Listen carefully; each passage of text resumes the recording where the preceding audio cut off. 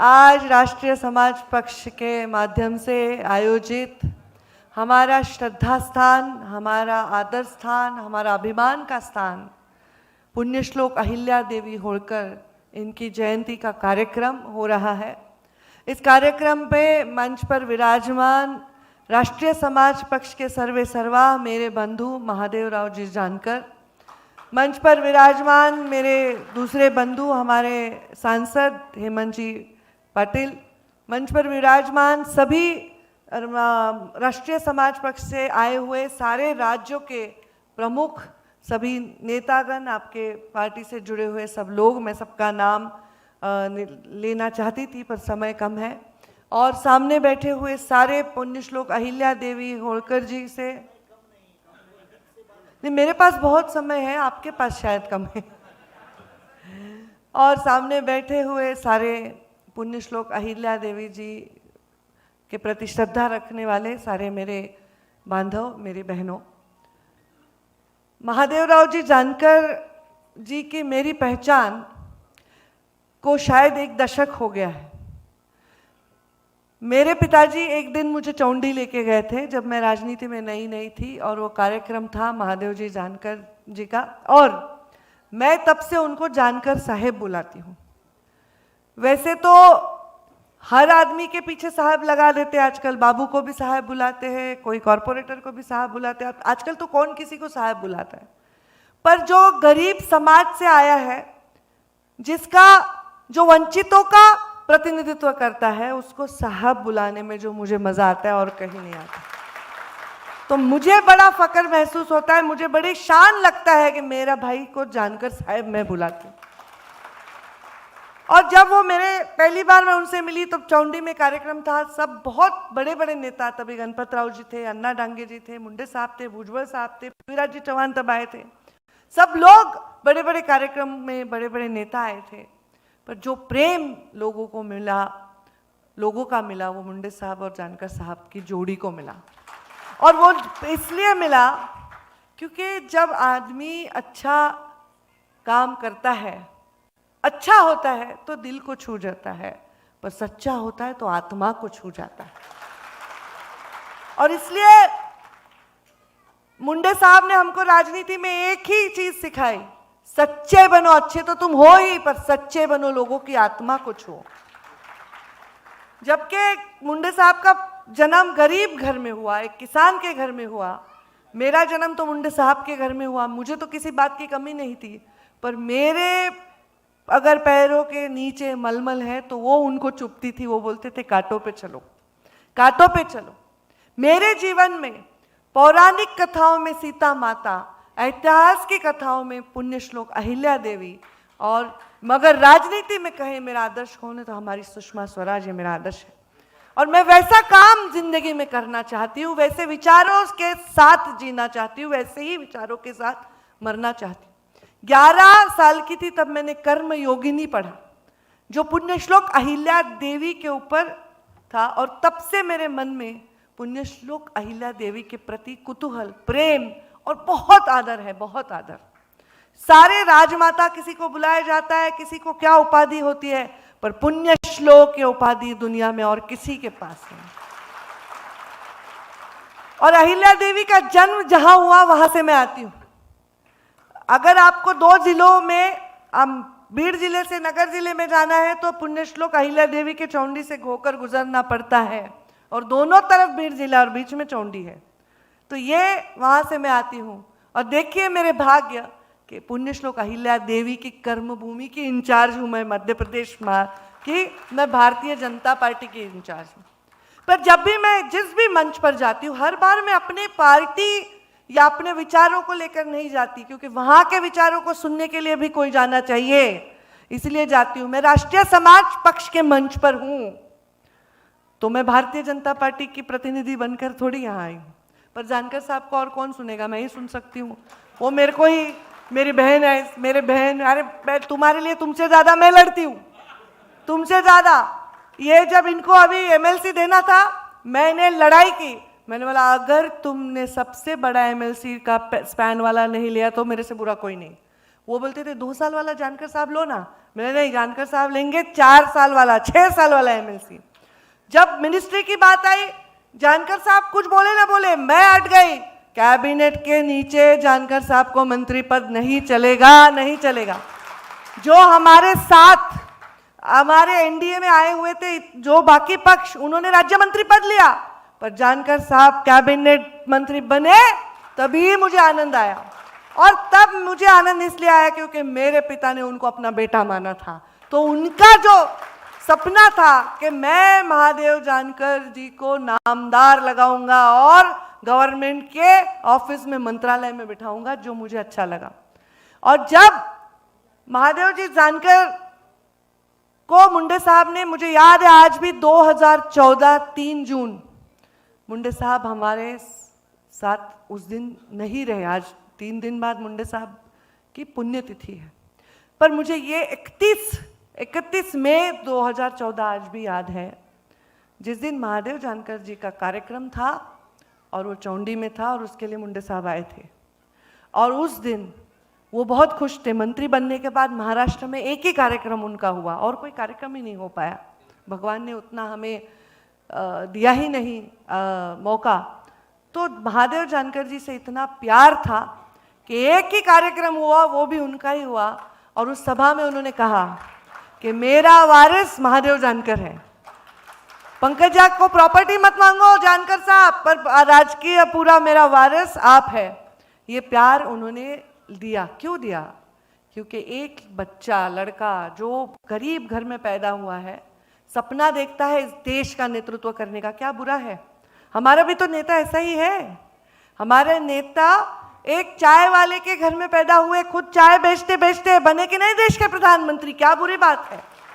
हमें या तो पिता सपना देखना सिखाता है या नेता सपना देखता है। मेरे पिता ने भी मुझे यही सपना दिखाया कि बड़ा सपना देखो, छोटे लोगों के लिए, अपने बड़प्पन के लिए नहीं। और आज मुंडे साहब का सपना है कि महादेव जानकर एक नहीं 1000 बने। महादेव जानकर जैसे नेता बने जो 1000 नेताओं को बनाए। और मैं तो उनसे लड़ती रहती हूँ। मेरा आधा ध्यान तो राष्ट्रीय समाज पक्ष के ऊपर ही है। आपने ये क्यों नहीं बोला, आपने वो क्यों नहीं बोला, आप यहाँ प्रेस लो, आप यहाँ जाओ। मैं तो रोज उनको बोलती रहती हूँ। वो बोल रहे हैं मैं लड़ती रहती हूँ, सही है कि मेरे लिए तो ये मेरा मायका है। राष्ट्रीय समाज पक्ष भी तो मेरा मायका है, मेरे भाई का घर है। इधर पिता से लड़ाई हो गई तो भाई के घर में भी जा सकते हैं, अर्जुन भी। तो ये जो है ये सही है। वो बोल रहे थे बीजेपी ने ये किया वो किया, बीजेपी आपकी पार्टी, ताई की पार्टी। मेरी कहाँ भाई पार्टी? मैं बीजेपी की हूँ, बीजेपी मेरी थोड़ी है।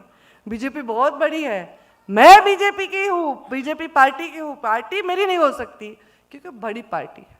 पर जरूर जब मुंडे साहब थे तब छोटे छोटे तबकों पर काम करने वाले लोगों को उन्होंने इकट्ठा किया और एक ताकत बनाई, एक मुट्ठी बनाई, तभी तो सरकार का मुंह देख पाए।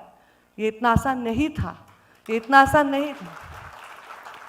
एमएलए और एमपी बनाने वाला कारखाना मुंडे साहब को कहते हैं, महाराष्ट्र में जाते हैं कि जो आदमी कभी सपना नहीं देख सकता था कि हमारे एक भाषण में सुन रही थी तोमर जी का, तो वो बोल रहे थे कि वहां मेरे को विधायक का टिकट मिला। यही कितना अभिमान और स्वाभिमान की बात है। जो व्यक्ति कभी सपना ही नहीं देख सकता था कि मैं कुछ बनूंगा। मैंने मुंडे साहब को पूछा था कि क्या आपको बनाने के लिए क्यों आप राजनीति में आए?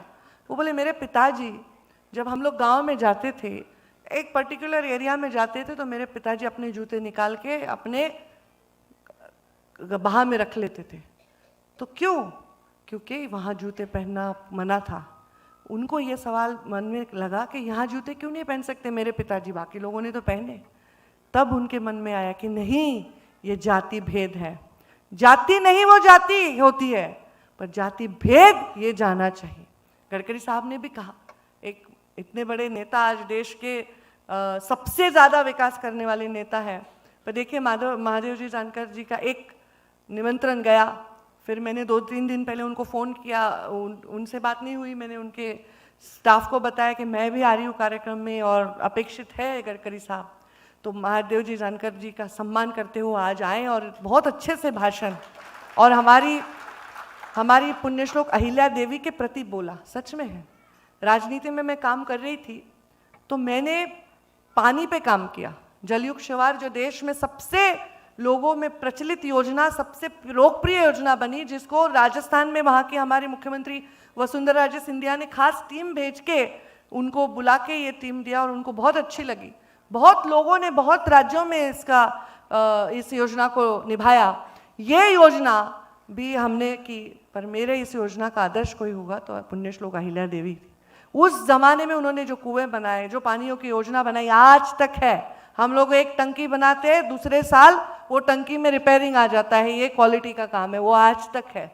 और आज ये उन्होंने काम किया, सच है। पुण्यश्लोक अहिल्या देवी धर्म रक्षक है, क्यों ना हो। उस जमाने में ना मोबाइल था, ना ज्ञान का कोई ऐसा साधन था, तो धर्म की रक्षा से आदमी की आत्मा को एक ये धीरज बंधाने का काम उन्होंने किया। जो क्योंकि जब कोई भी प्रतीक अपनी आस्था का होता है, वो टूटता है तो उस पर दिल दुखता है, लोगों का आत्मविश्वास डगमगाता है। तो ये सबसे बड़ा काम उन्होंने किया कि उन्होंने धर्म की रक्षा के लिए, जो भी, फिर वो कोई भी धर्म हो, उसकी रक्षा के लिए योगदान दिया। और वो महादेव की भक्ति, तो महादेव के मंदिरों का पुनर्निर्माण उन्होंने पूरे देश भर में किया। जहाँ भी ज्योतिर्लिंग है वहाँ आप जरूर पुण्यश्लोक अहिल्या देवी जी का मूर्ति देखेंगे, उनका फोटो देखेंगे और लोग कहेंगे कि उन्होंने बनाया। अच्छा लगता है। और इसके बाद सिर्फ ये नहीं किया, राज संभाला, बहुत अच्छी तरह से राज संभाला। और सबसे बड़ा काम क्या, वो एक न्याय प्रिय राज्यकर्ता थी। न्याय प्रिय, जो न्याय सबके लिए समान हो, ऐसा न्याय। और महिलाओं के प्रति अगर किसी ने आंख उठा के देखा तो हाथी के पैर के नीचे उसे कुचलने का साहस रखती थी। इतनी बड़ी योद्धा, इतनी बड़ी साहसी महिला थी। और उस जमाने में महिलाओं के प्रति काम किया। माहेश्वर का तो उदाहरण दे दिया, उनको खुद के पैर पे खड़े करने के लिए काम किया। इतना ही नहीं, युद्ध खुद करती थी। इतना ही नहीं, महिलाओं को संरक्षण देने का काम किया और महिलाओं के सम्मान को बढ़ाने का काम किया। तो उस जमाने में सती की प्रथा थी। तब मल्हार राव जी ने अहिल्या देवी को कहा कि तू ही मेरा बेटा बन और इस राजकारभार को आगे लेके जाओ। सच में अगर वैसा कुछ होता तो हम ये काम आज उनका नहीं बोल पाते, देख पाते। और अपने उस जमाने में आगे के विचार सामने रख के काम करने वाले, जितनी अहिल्या देवी ने काम किया उसके पीछे खड़ा रहा कोई, तो पिता की तरह ससुर जी उनके पीछे खड़े रहे। और यही हमको करना है। अपनी बेटी हो, मैं हूँ, आपके घर की बेटी हो, आपके घर गली की बेटी हो, उसके एक साथ आपको खड़ा रहना है। सबसे पहले अहिल्या देवी जी को श्रद्धांजलि उस तरह से करनी, इस तरह से करनी है कि उन्होंने सच में वो एक जाति की नहीं हो सकती, ये सच है। एक जाति का, छत्रपति शिवराय एक जाति के नहीं है, महामानव बाबा साहेब अम्बेडकर एक जाति के नहीं है, क्रांति सूर्य ज्योतिबा फुले एक जाति के नहीं है, पुण्यश्लोक अहिल्या देवी एक जाति की नहीं है।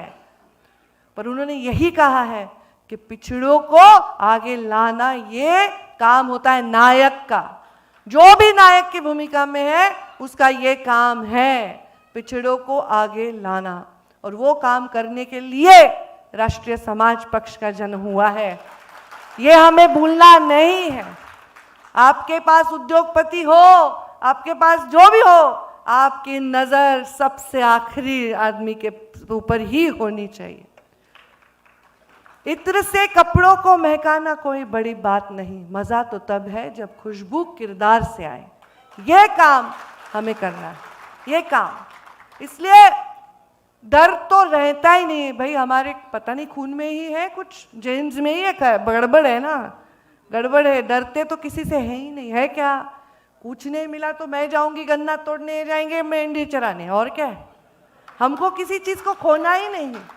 हमें जीवन में कुछ चीज की आस्था, अपेक्षा, लालसा नहीं। और जानकर साहब ने तो शादी नहीं की, बहुत अच्छा काम किया दुनिया में। मैं तो कहती हूँ इसीलिए नसीब वाले हैं, समाज के प्रति पूरी तरह कूद सकते हैं। कोई बोलेगा नहीं मुझे गाड़ी चाहिए, मुझे घर चाहिए। जब परिवार का कोई, हमारे मोदी जी भी क्यों, क्योंकि समर्पित है समाज के प्रति, उनको कोई ऐसा लालच नहीं, किसी को पालना नहीं है, सिर्फ पालना है इस देश की जनता को। तो जानकर साहब तो आज ऐसे सूट बूट में आए, मेरे को तो लगा शादी करा देंगे हम इसकी। हाँ, मैं हमेशा सोचती हूँ ऐसे, कई मेरे को कभी फोन करके नहीं बोलते कि बाबा अभी कल मेरा मंदिर में शादी है, आ जाओ आप, उस कार्यक्रम भी आप ही अध्यक्ष हो। उन्होंने मुंडे साहब के मृत्यु के बाद उन्होंने डिक्लेयर किया कि जितने भी कार्यक्रम होंगे 31 मई के, उतने में पंकजा मुंडे ही अध्यक्ष है, मुझे बुक ही कर दिया। और ऐसा होता था तो चौंडी भी जाऊं, इनके कार्यक्रम में भी आऊं, ऐसे मेरी दोनों तरफ खिंचातान होती थी तभी। पर मुझे बुरा लगा, मैंने उनसे लड़ाई भी की। मैंने बोला क्यों चौंडी छोड़ते हो? क्यों किया? क्योंकि भाई के प्रति प्यार था, भाई के प्रति चिंता थी। पर मैंने भी तो छोड़ा गढ़, मैंने भी तो नया गढ़ बनाया। अरे जब तक हम अपना आंगन नहीं छोड़ते तब दुनिया को कैसे नापेंगे? बराबर है। हेमंत जी ने कहा, हमारे सांसद ने कहा कि जब तब उस मराठा, मतलब वो जाति की बात नहीं कर रही थी, मराठा मतलब जो योद्धा थे महाराष्ट्र के, फिर अहिल्या देवी, छत्रपति शिवराय, पेशवा, उन्होंने जब तक उत्तर की तरफ नहीं देखा तब तक साम्राज्य नहीं बढ़ा। नहीं तो हमारी अहिल्या देवी की राजधानी माहेश्वर थोड़ी होती, वो चौंडी से माहेश्वर गई, कितना पराक्रम किया, देश को कितना कुछ दिया। उनको याद करना इतना ही महत्वपूर्ण है, उतना उससे ही ज़्यादा महत्वपूर्ण है उनके संस्कारों पर चलना। आज हम लोग राजनीति के लिए पार्टी भी बना लेते हैं, समाज को इकट्ठा करने के लिए जाति के लिए उसका भी एक झंडा बना देते हैं, पर उसके परे जाके काम करना है। हम तो कष्ट करने वाले लोग हैं, हमको कष्टों से कोई डर नहीं लगता। मैं इलेक्शन में हार गई, सब बोले हार गई, खत्म हो गई, खत्म हो गई। उल्टा हारने के बाद ज़्यादा बड़ा नाम हो गया, ज़्यादा लोग प्यार करने लगे, क्योंकि हारने से लोगों को कोई प्रॉब्लम नहीं, कोई परहेज नहीं, झुकना लोगों को पसंद नहीं। बताओ मुझे, हम किस किस योद्धा का नाम लेते हैं? हम महाराणा प्रताप का नाम लेते हैं, क्या हुआ था? युद्ध हारे थे कि जीते थे? हम झांसी की रानी का नाम लेते हैं, क्या होता था? हारी थी झांसी की, जीती थी। पर झुके नहीं, इसलिए हम उनका नाम लेते हैं। तो किसी ने मुझे पूछा कि आपको लोग याद कैसे रखेंगे? मुझे इतिहास लिखा जाएगा, नाम हमारा भी आएगा, जानकर साहब का भी आएगा। इसलिए नहीं आएगा कि हमने झुककर अपने थाली में कुछ दो चंद सिक्कों के लिए अपने जमीर को गिर नहीं रखा, इसलिए नाम नहीं आएगा हमारा नाम आएगा कि हमने स्वाभिमान के साथ काम किया।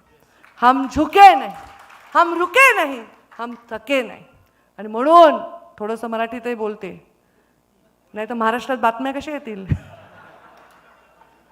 आणि म्हणून मुंडे साहेब म्हणायचे, मी झुकणार नाही, मी थकणार नाही।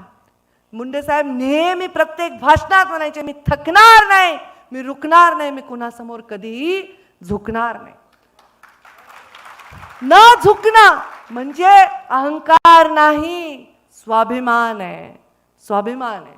आणि तो स्वाभिमान दिलाय आम्हाला छत्रपती शिवरायांनी, पुण्यश्लोक अहिल्या देवींनी, आणि तो स्वाभिमान आमच्या रक्ताच्या थेंबा थेंबात राहणार आहे। बरोबर आहे, आम्हाला योजना नको तुमच्या, तुम्ही सारखं आम्हाला पैसे देतो, महामंडळ देतो, मेंढ्या देतो, शेळ्या देतो, काय देतो, अरे ते बनवायचा अधिकार द्या आम्हाला, ते करण्यासाठीचा अधिकार द्या आम्हाला। ज्याच्या मागे माणसांची ताकद आहे, का घाबरता त्यांना सुद्धा उभा करा, लोक तुमच्या मागे डोळे बंद करून उभे राहतील। नाही, त्यामुळे आम्ही या समाजा आणि आता एक नवीनच सुरू झालंय, प्रत्येक जण एकाचा कार्यक्रम हायजॅक करायले। पंकजा मुंडे हा कार्यक्रम करते ते हायजॅक करा, महादेव जानकर हा कार्यक्रम करतात ते हायजॅक करा, आणखी कोणी काय कार्यक्रम करतो तो हायजॅक करा। समाजाच्या मेळाव्याला जाऊन हा माझा समाज आहे, हा माझा समाज आहे म्हणल्याने माझा होत नसतो। जातीचे 3-4 माणसं मोठे केल्याने जात पाठीमागे उभे राहत नसते। मुंडे साहेब म्हणायचे, जावे त्यांच्या वंशा तेव्हा कळे, हे जे काम करणे एरा गबाळ्याचं काम नाही, मुंडे साहेब नेहमी म्हणायचे। त्यामुळे आपल्याजवळ सत्ता आहे, आपल्याजवळ शक्ती आहे, म्हणून आपण कोणालाही काही देऊ शकतो, घेऊ शकतो असं वाटणं हा अहंकार आहे। आणि आपल्याकडे काही नसताना सुद्धा काही मिळवण्यासाठी, पदरात पडण्यासाठी आम्ही मान झुकवू शकत नाही, हा स्वाभिमान आहे। आणि त्यामुळे आपल्याकडे आहे काय? स्वाभिमान, स्वाभिमानची जिवंत आपल्याला जगायचं आहे। त्यामुळे मला तर कशाची भीतीच वाटत नाही। मला हे दोन वाक्य फार आवडतात। मैं उस माटी का वृक्ष नहीं जिनको नदियों ने सींचा है, बंजर जमीन पर पलकर मैंने मृत्यु से जीवन खींचा। पत्थर पर लिखी इबादत हूं मैं, शीशे से कब तक तोड़ोगे, तुम मुझको कब तक रोकोगे, तुम मुझको कब तक रोकोगे. त्यामुळे असाच भाव घेऊन आपण काम करायचंय.